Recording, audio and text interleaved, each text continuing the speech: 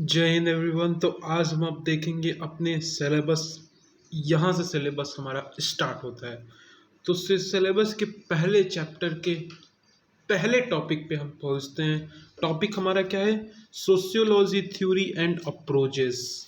तो क्या क्या सोशियोलॉजी की थ्योरीज हैं, क्या अप्रोचेस हैं, इसमें जो हमारा इस लेक्चर में जो हमारा ऑब्जेक्टिव होगा ना, वो क्या होगा? बेसिक अंडरस्टैंडिंग को समझना, कुछ डिफरेंट डिफरेंट थ्योरी को जानना, कुछ पर्सपेक्टिव को जानना। तो इसमें जो इस लेक्चर में हमारा तीन चीज़ रहेगा। इसमें बेसिकली क्या रहेगा? पहला हमारा रहेगा बेसिक अंडरस्टैंडिंग।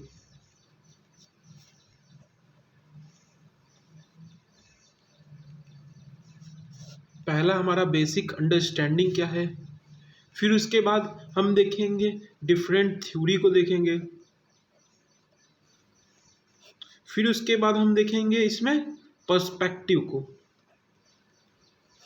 डिफरेंट डिफरेंट ये तीन चीज़ हम इस लेक्चर में देखेंगे, अपने इस बेसिक लेक्चर में। तो स्टार्ट करते हैं अपने सोशियोलॉजी के इस पहले लेक्चर से। तो पहला लेक्चर हमारा जो है सोशियोलॉजी का डिफिनीशन क्या है।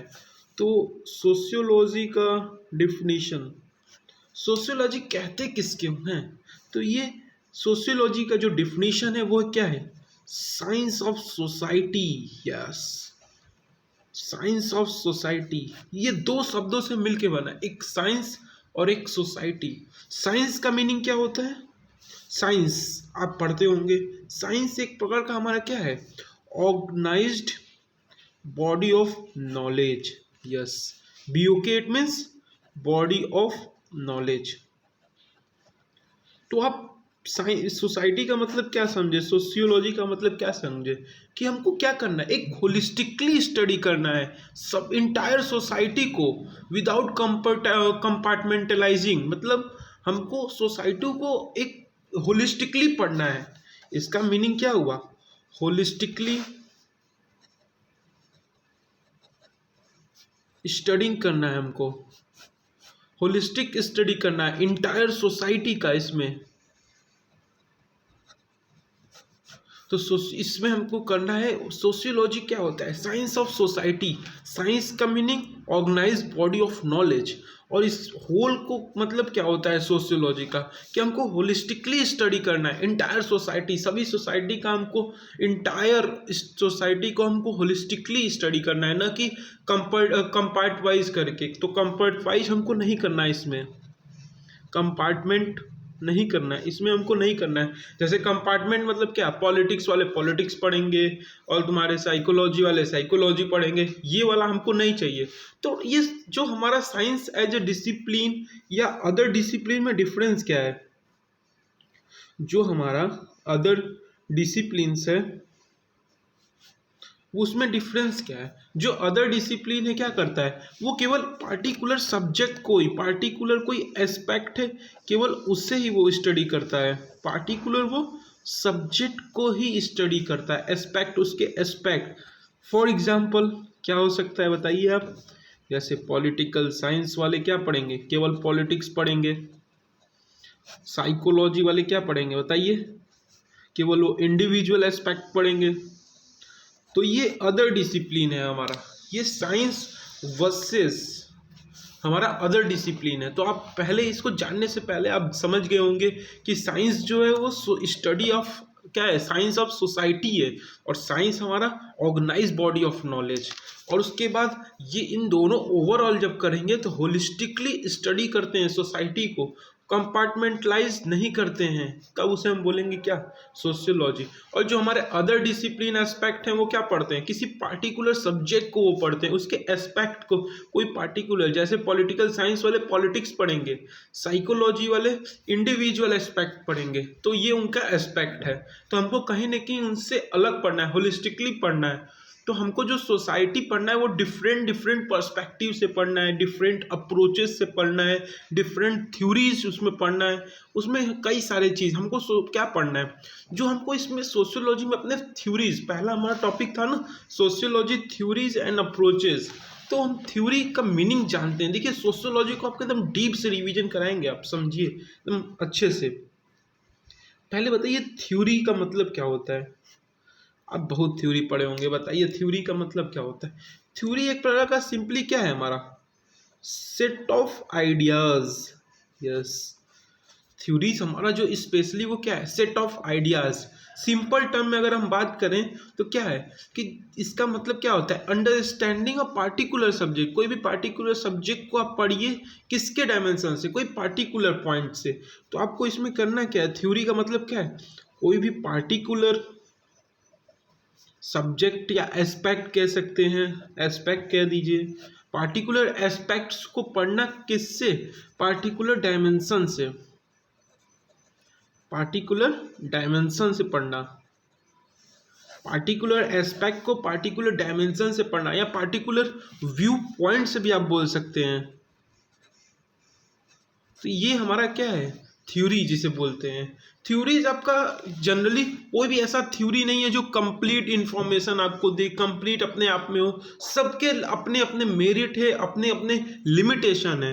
तो थ्योरीज हमारा क्या है, वो कंप्लीट कभी भी नहीं होता है। तो थ्योरी जो है हमारा वो never, no theory is complete in itself and having their own merit and limitation. हर थ्योरी के अपने मेरिट है, अपने डीमेरिट है। तो हम आगे बात करते हैं थ्योरीज इन सोशियोलॉजी। आपको बेसिक अंडरस्टैंडिंग हो गया होगा थ्योरीज का मतलब। अब हम आगे बढ़ते हैं अपने क्या, थ्योरीज इन सोशियोलॉजी। सोशियोलॉजी में क्या क्या थ्योरीज हैं।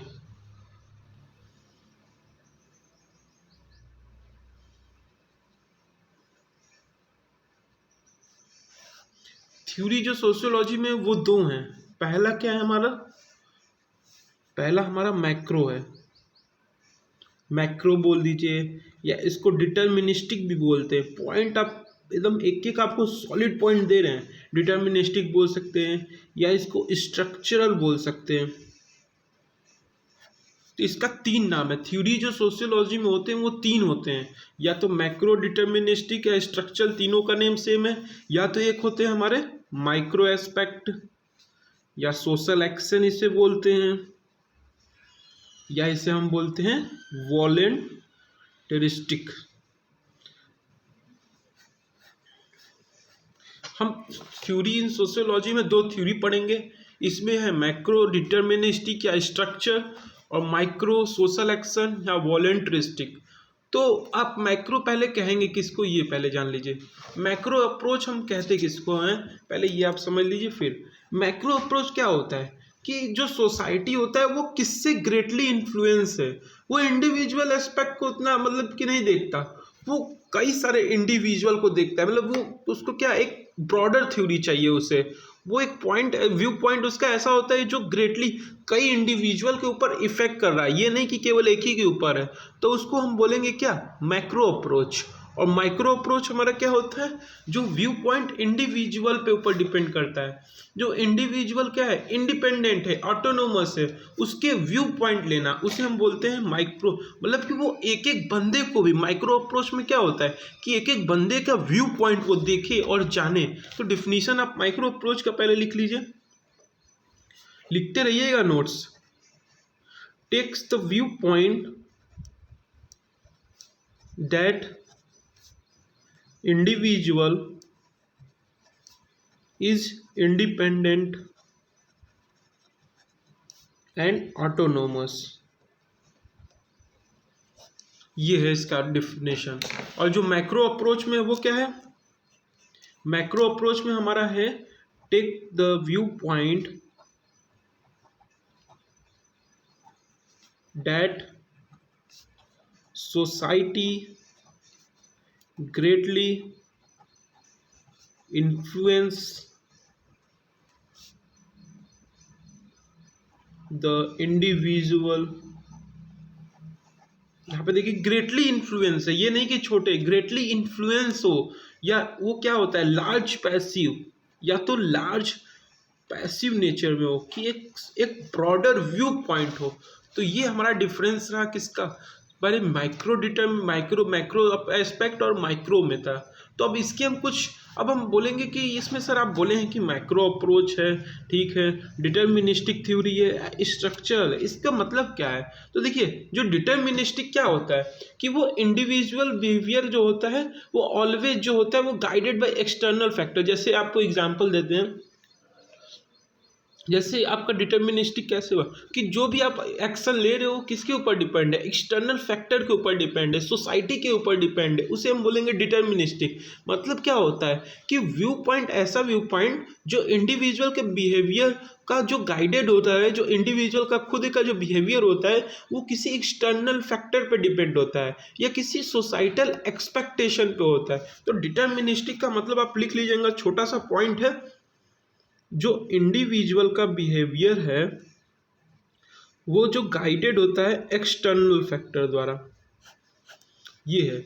और आप बोलेंगे सर इसको स्ट्रक्चर क्यों बोलते हैं, ठीक है कोई बात नहीं, स्ट्रक्चर इसलिए बोलते हैं कि ये इंपॉर्टेंस स्ट्रक्चर के देता है, न कि इंडिविजुअल को। इसका मतलब क्या हुआ कि जो ये इंडिपेंडेंट होता है, कि ये जरूरी नहीं है कि इंडिविजुअल हर एक इंडिविजुअल का व्यू पॉइंट ले। ये क्या क्रिएट करना चाहता है मैक्रो अप्रोच, मैक्रो अप्रोच एक क्रिएट करना चाहता है unit of society, unit of study पढ़ना चाहता है, कहता है वो society as a unit of study, वो पूरे सोसाइटी को एक तरह मान के चलता है, जो हमारे मैक्रो एस्पेक्ट होते हैं। लेकिन जो अब माइक्रो अप्रोच होते हैं वो इंडिविजुअल के व्यू पॉइंट को लेते हैं, अंडरस्टैंड करते हैं, उनका क्या होता है, उनको वो उतना नहीं, वो हर एक एस्पेक्ट पे जाते हैं, वो सोशल एक्शन हर एक व्यक्ति का, यहाँ पे सोशल एक्शन है ना, वो एक छोटे छोटे व्यक्ति का भी व्यू पॉइंट लेते हैं, जानना चाहते हैं वो कहते किसको है। अब इसके हम कुछ इनके थ्योरी, इनके जैसे कुछ स्कॉलर हैं उनको अब देखते हैं थोड़ा। तो यहाँ पे हमारा था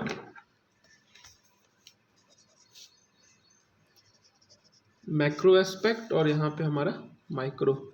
नेम आपको याद रखना है, मैक्रो को हम बोलते हैं डिटर्मिनिस्टिक स्ट्रक्चर, माइक्रो को क्या बोलते हैं, सोशल एक्शन एंड वॉलंटरिस्टिक। पॉइंट आप रिमेंबर करते रहिएगा और लिखते जरूर रहिएगा क्योंकि आप भूल जाएंगे। तो देखिए जो हमारा मैक्रो में आते हैं वो कौन आता है, पहले हमारे जो मैक्रो में आते हैं वो हमारे पॉजिटिविस्ट होते हैं। अब बोलेंगे सर पॉजिटिविस्ट किसे बोलते हैं, आपको भी आगे डिफिनीशन ही बताएंगे, आप बस इतना जान लीजिए अभी तक के लिए कि जो पॉजिटिविस्ट होते हैं वो फैक्ट, वो साइंस, मतलब उनको कोई भी लॉजिकल चीज़ें चाहिए उनको बिलीव करने के लिए।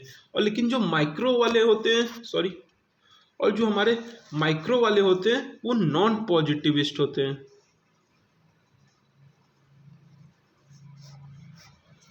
जो हमारे माइक्रो वाले होते हैं वो नॉन पॉजिटिविस्ट होते हैं। और माइक्रो हमारे जो पॉजिटिविस्ट में है उसमें दो एक्शन आते हैं, पहला क्या है हमारा फंक्शनलिज्म और दूसरा हमारा क्या है कॉन्फ्लिक्ट। फंक्शनलिज्म मतलब होता है क्या, सिंपल अभी समझिए, आगे मोर डिटेल करेंगे। फंक्शनलिज्म मतलब होता है कि वो हर एक एक्सपेक्ट सोसाइटी में जो भी जितने भी कुछ हो रहे हैं तो वो बोलते हैं कि हाँ इसका कहीं ना कहीं एलोकेटेड रोल है।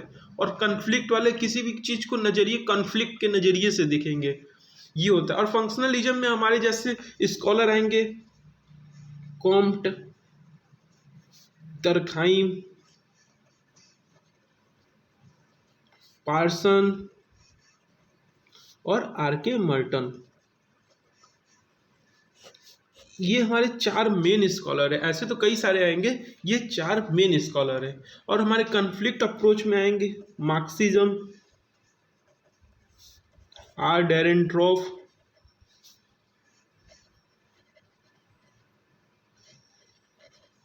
और एक फेमिनिज्म। जो मेन है वो बता रहे हैं। मार्क्सिस्ट के अंदर मान लीजिए आपके नियो मार्क्सिस्ट भी आ जाएंगे। तो ये हमारा पॉजिटिविस्ट के अंदर आएंगे। और इसमें हमारा क्या होता है नॉन पॉजिटिविस्ट में, क्या बोलेंगे सर ये, अब नॉन पॉजिटिविस्ट में भी क्या कोई कई सारे टाइप हैं, यस। नॉन पॉजिटिविस्ट में पहला क्या है रिकॉग्नाइज्ड, जो हमारे रिकॉग्नाइज्ड स्ट्रक्चर, और एक होंगे हमारे नॉन रिकॉग्नाइज्ड स्ट्रक्चर। तो हमारे रिकॉग्नाइज्ड में जैसे आएंगे मान लीजिए मैक्स वेबर, ये मेन स्कॉलर हैं, आपको नेम तो याद करने होंगे यार, रिवीजन चल रहा है। सिंबॉलिक इंस्ट्रक्शन वाले भी आ जाएंगे इसी में रिकॉग्नाइज में। और फिर हमारे डोंट रिकॉग्नाइज, जो डू नॉट रिकॉग्नाइज है, नॉन रिकॉग्नाइज, वो फिनोमिनोलॉजी और एक हमारे आएंगे एथनोमेटोडोलॉजी। ये भी हम सभी टर्म अभी हम जानेंगे क्या होते हैं, इन टर्म का मतलब क्या है। तो ये हम देखें कि हमारे जो मैक्रो एस्पेक्ट में पॉजिटिविस्ट थे उसमें कौन कौन से आते थे। फंक्शनलिज्म आते थे, कॉन्फ्लिक्ट आते थे। फंक्शनलिज्म में कॉम, डर्कहाइम, पार्सन, आर के मर्टन कई लोग आते थे। कॉन्फ्लिक्ट में हमने देखा कि मार्क्सिज्म आते हैं, आर डी डैरेनड्रॉफ आते हैं, फेमिनिज्म आते हैं। और उसके बाद हमने देखा था नॉन माइक्रो में क्या कि हमारे जो पॉजिटिविस्ट नॉन पॉजिटिविस्ट होते हैं और इनके दो टाइप हैं। पहला जो है वो रिकॉग्नाइज स्ट्रक्चर, जो स्ट्रक्चर को रिकॉग्नाइज करके पढ़ते हैं, और दूसरा हमारा नॉन रिकॉग्नाइज स्ट्रक्चर। तो ये हमको पॉइंट कुछ याद करने हैं। और जो मैक्रो हमारा जो मैक्रो में होता है ये पॉजिटिविस्ट अंडरस्टैंडिंग होता है, आपको अभी बताया। अब हम इसके कुछ ब्रॉडर एस्पेक्ट जानते हैं कि पॉजिटिविस्ट किसे बोलते हैं और इसको फंक्शनलिज्म किसे बोलते हैं। ये एक ओवरऑल व्यू पॉइंट था, एक डायग्राम था। डायग्राम के जरिए आप जान सकते हैं क्या क्या इसके अंदर एस्पेक्ट हैं। तो ये आप डायग्राम जरूर बनाइएगा। ये वाला स्क्रीनशॉट लेना है, स्क्रीनशॉट ले लीजिएगा। देखिए मैक्रो अप्रोच है, ये हमारा माइक्रो अप्रोच है। तो ये हमारा बेसिक अंडरस्टैंडिंग है, ये आपको रिमेंबर करना है। फिर हम आप देखेंगे क्या पॉजिटिविस्ट देखेंगे, उसके अंडरस्टैंडिंग देखेंगे। अब इसके देखिए पहले अब नेक्स्ट लेक्चर में हम देखेंगे पॉजिटिविस्ट के बारे में, फंक्शनलिज्म के बारे में, कॉन्फ्लिक्ट के बारे में, रिकॉग्नाइज स्ट्रक्चर, इसको सब अब यही हमको पढ़ना ही है बस। अब नेक्स्ट लेक्चर में हम स्टार्ट करेंगे अपने पॉजिटिविस्ट से। थैंक यू, जय हिंद।